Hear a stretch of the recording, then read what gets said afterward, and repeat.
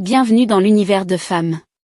Aujourd'hui je vais partager avec vous les signes silencieux que la rupture approche.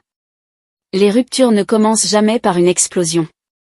Elles commencent par quelque chose de beaucoup plus discret, presque invisible, un changement imperceptible dans la façon de se parler, de se regarder, de se toucher. Les couples ne se brisent pas parce qu'un jour, tout devient noir. Ils se brisent parce que, pendant longtemps, la lumière a diminué, jusqu'à devenir à peine une étincelle.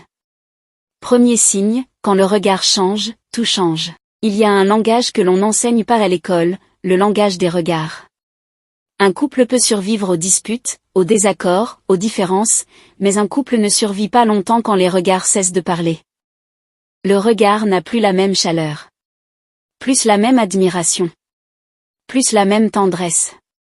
On se regarde sans vraiment se voir. On se croise sans se connecter.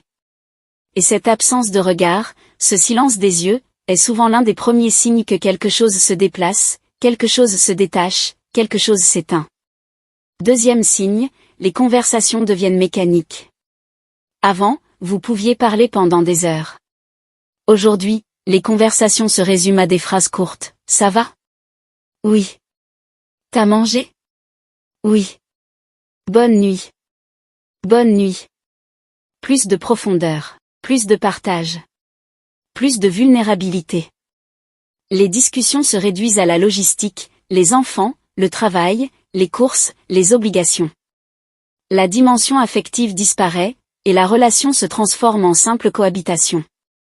Et attention, la cohabitation tue les couples bien plus rapidement que les disputes. Troisième signe, le téléphone devient un refuge. C'est l'un des signes les plus douloureux, et pourtant l'un des plus fréquents. Quand la réalité devient lourde, l'être humain cherche un refuge. Un endroit où il se sent moins jugé. Moins fatigué. Moins en tension. Pour certains couples en crise, ce refuge devient le téléphone. On parle plus aux écrans qu'à la personne à côté.